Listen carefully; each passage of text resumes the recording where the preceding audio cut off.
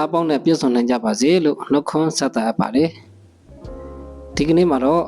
ဝေသာလီတက်တော်တဲ့အနီးမှာတည်ရှိနေတဲ့ဝေသာလီတက်တော်တဲ့အသစ်ကို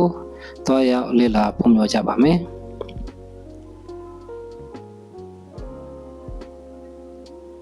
ဦးဇင်းတို့ဝေသာလီမှာကုဒကရာအကြောင်းဖုံးမြင်ပြီးတာနဲ့ဝေသာလီတက်တော်တဲ့ရှိတဲ့နေရာကိုဆက်လက်ထွက်ခွာလာခဲ့ကြပါတယ်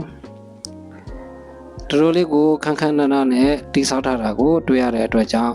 ဝမ်းသာပီတိလေးဖြစ်မိပါတယ်ဒီလိုဗုဒ္ဓဘာသာတွေရဲ့အဆောက်အဦတွေ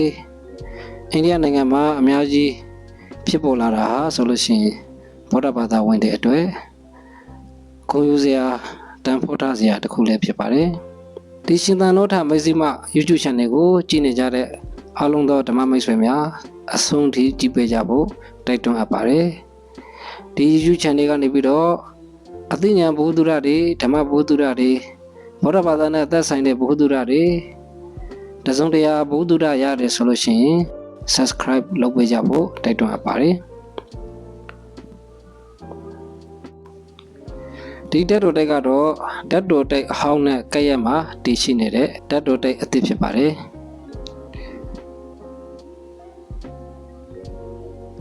တက်တော်အဟောင်းကနေပြီးတော့တူးဖို့ရရှိတဲ့မြတ်စွာဘုရားရှင်ကိုရောမြတ်ကြီးရဲ့တက်တော်တွေကိုပြန်လည်ပြီးတော့ဒီအခုဆောက်ထားတဲ့တက်တော်အသစ်မှာ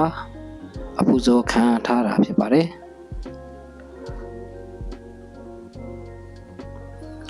ဝေသာလီဆိုတာဟာဗုဒ္ဓရဲ့သမိုင်းမှာအလွန်တရာမှသမိုင်းကြီးတဲ့နေရာတစ်ခုလည်းဖြစ်ပါတယ်ဝေသာလီဆိုတာဒုတိယသင်္ကနာတင်တော်မူခဲ့တဲ့နေရာဘိက္ခုနီသာသနာခွင့်ပြုခဲ့တဲ့နေရာမြတ်စွာဘုရားရှင်ကိုရောမြတ်ကြီးရဲ့ပါရဇိက၄ပါးပြည့်ညတ်တော်မူတဲ့အထက်မှာ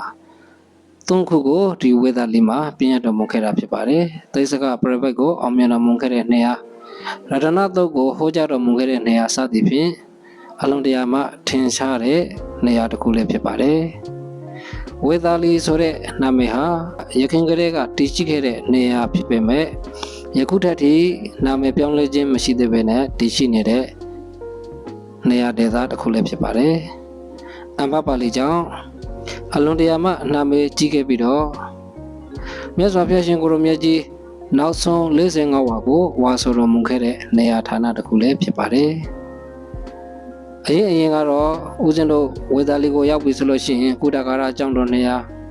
တက်တော်တက်